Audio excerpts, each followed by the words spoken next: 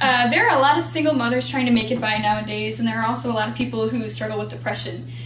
These are all things that most people don't associate with celebrities because they seem like they're famous, and they don't think like they're normal people.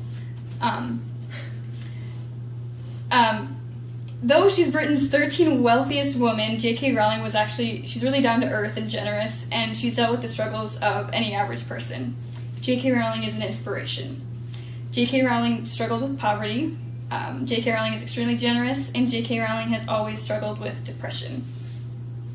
When people become famous, there isn't a lot of attention paid to their past. First, JK Rowling struggled with poverty. According to professional biographer with Biography.com and editor-in-chief at Same Media, Laura Grimm, Rowling's family moved around a lot when she was little. She didn't have a terribly stable childhood, and as a child, she always dreamed about writing stories, but when she left home, the only stable job that she was able to find was teaching English.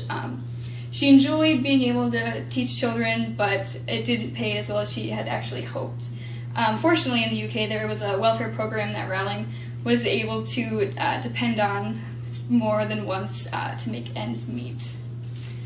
According to JK Rowling's online biography on her website, in an interview, she said, "I was as poor as it was possible to be in this country." After marrying, Rowling and her husband divorced when their daughter was only 3 months old, and she found herself and her daughter just like with nowhere to go. So she ended up moving to Portugal to continue teaching English, and there she spent her days dreaming about writing and then trying to pay her bills. And it wasn't until 1996 that she was given a break. She'd been working on her first novel, Harry Potter and the Philosopher's Stone, which was later renamed to Sorcerer's Stone for production in the US. This is the first book that started the revolution that led to over 450 million copies of the series being sold, and it was translated into 68 other languages. With all the books being made into movies, the Harry Potter brand is valued at more than $15 billion.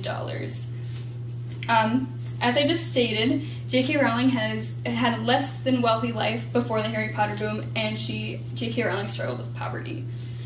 With her ideas, books, and films totaling more than $15 billion in net worth, it's strange that she's not actually considered a billionaire. It's because she's donated so much money to charities that she has actually lost the billionaire title. Second, according to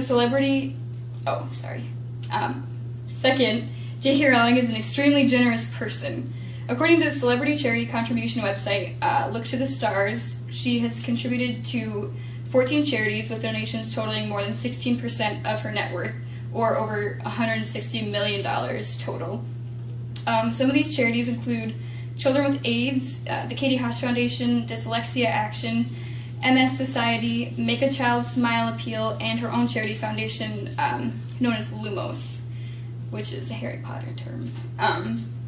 According to Rowling's official website, Lumos, the charity that she found and is run by her also, specializes in children's welfare, family and parent support, human rights, and the mental and physical well-being of children and their families. According to Rowling, Lumos is working to transform the lives of disadvantaged children in the European region living in institutions such as safe houses, homeless shelters, orphanages, and things like that. Lumos's goal is to move these children into more family-based settings because she's done research, apparently, and it's children living in institutions, even like the best ones, it still does damage mentally later in life. So that's the main goal of her charity.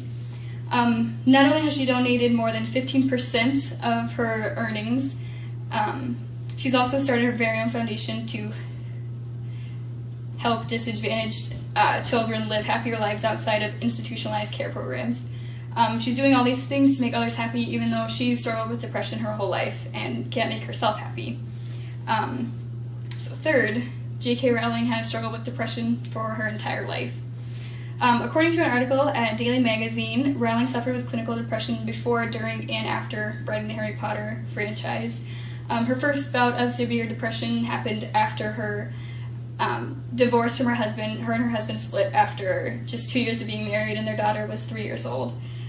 So she had to move, and then she had this newborn baby that she had to take care of, and it was hard to make it on her own. She was hardly able to pay her bills, and was just having a really hard time. It was after he left her that she began having suicidal thoughts, and so she sought out a therapist, and which in turn really added the financial burden, but she needed the help to get her through. She went into this depressive phase so badly that every day when she woke up, she thought she was going to find her baby, like, dead, and that she was just going to be even more alone in the world, and it was just really bad. According to an interview that she had with Oprah Winfrey, the Harry Potter boom actually only added to the depression that she was already in. Though she was making millions off of the book series, she still found that she felt alone and that she didn't have anybody, and her mother had recently died, and then the pressure from fans and publishers about her books and things like that.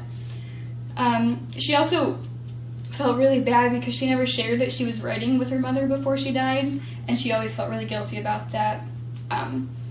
Along with the death of her mother, she struggled from the overbearing fans and the publishers, and people would send her hate mail about things that they disliked about the books, which obviously only made her feel worse. And as she finished the series, she found herself unable to let go of the characters because she'd been writing for so long that she felt like an attachment to the characters in the books. Then when she finished the series, she felt as though she had no one.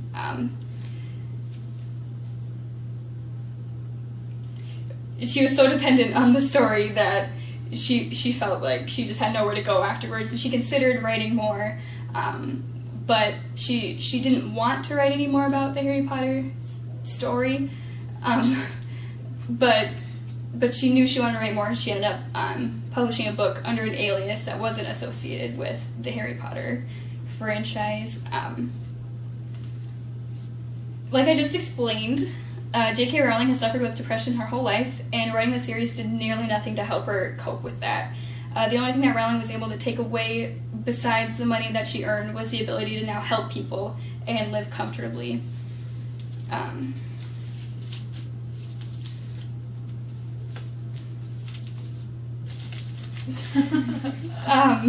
Okay, so you and I could have known JK Rowling, assuming that we lived in the UK. She was just an average woman struggling to make it by, and she had a dream to write. She was actually a really down-to-earth person and devoted much of her life to trying to make other people happy with her stories, even though she couldn't really make herself happy. And she's done nothing but help better the other people's lives through her numerous works of charity. So, to recap, JK Rowling is an inspiration. She's always struggled with poverty, she's extremely generous, and she's always struggled with depression.